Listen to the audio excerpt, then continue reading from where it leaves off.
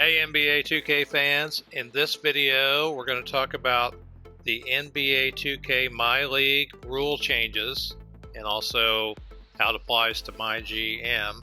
We're going to talk about how to change rules, we're going to talk about how to disable rule changes, and we're going to show you how to look at the full rule change list that you can see in NBA 2K. If you're new to the channel, I am Coach 2K. You love basketball and love NBA 2K, you're going to want to subscribe to my channel and click the bell to get notified whenever I upload anything new, so you don't miss a single MyLeague, MyGM, or other NBA 2K video that I put out. Alright, so with that, let's get started talking about the rules changes feature in NBA 2K. The first thing I wanted to go over is just how to turn rules changes on or off. And you can see here I'm in the options menu under MyLeague settings. And if I select that option and go to features, you're going to see this item that says rule changes, and there's two options, on or off. So with it on, you're going to see the league meetings option in the off-season event list. Let's take a look at that. And you can see here one of the off-season event items is league meetings. Now if I want to, I can turn rules off and that'll remove that from the off-season event list. Let me show you how that works. So if I change rule changes from on to off, then what that's going to do is going to remove the league meetings from the off-season event list. And so if I take a look at the off-season event list now with rule changes turned off, you can see that the league meetings are no longer in the off-season list. Personally, I like to leave rule changes on. That way it's always in the off-season event list, even though it's rare that I don't think I've ever changed a rule. But it just kind of reminds me of the features there. So you can do what you want. You can turn it on or off. If you know you're never going to change any rules, then obviously turn it off. But if you want to do like I do and just kind of have a trigger there to remind you to kind of review it every now and then, each off-season, to see if there's anything you might want to change, then obviously you do what I do and just leave it on. Now, during the league meetings, you have the option to change 5 rules, and currently you can see all these rules are rejected.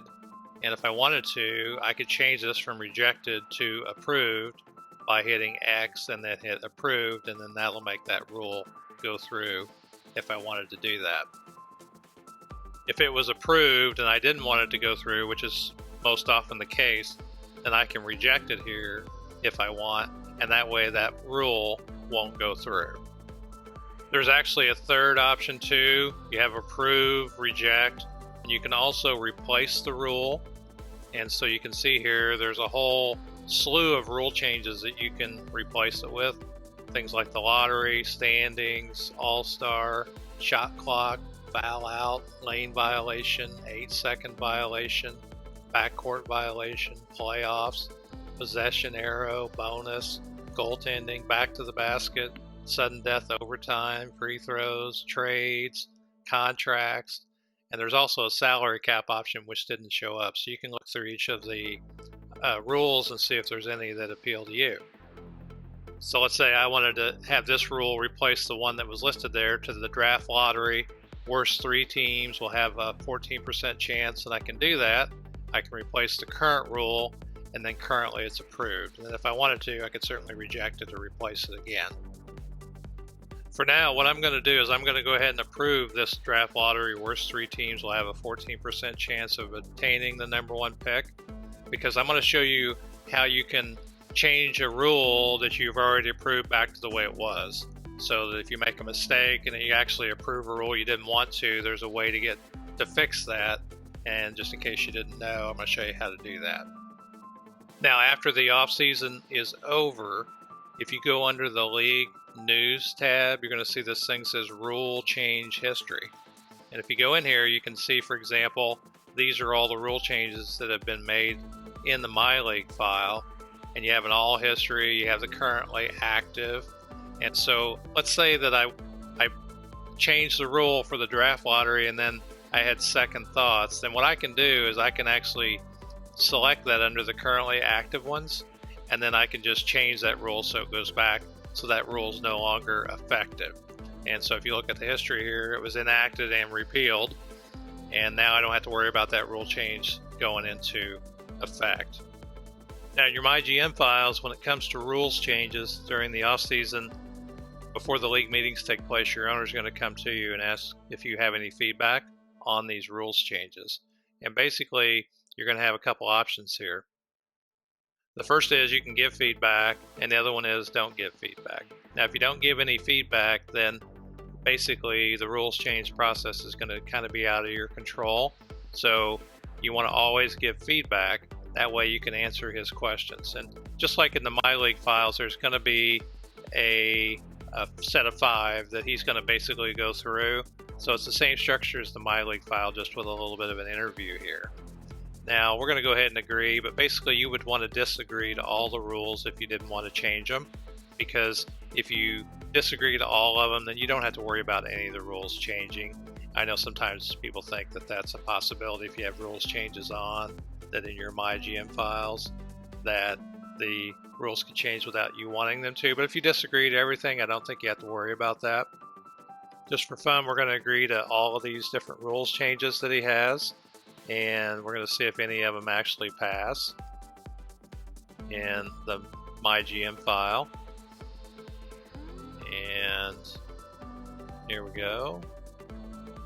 Okay, so that's all the rules changes. So it's going to take you to the league meetings here, and a couple of them have been approved. So like 2 of them passed, 2 of them didn't. Now here, you don't have the ability to reject them once the league meetings have already taken place. So you got to make sure that in your MyGM files that you don't agree to the rule changes when you're actually talking to the owner.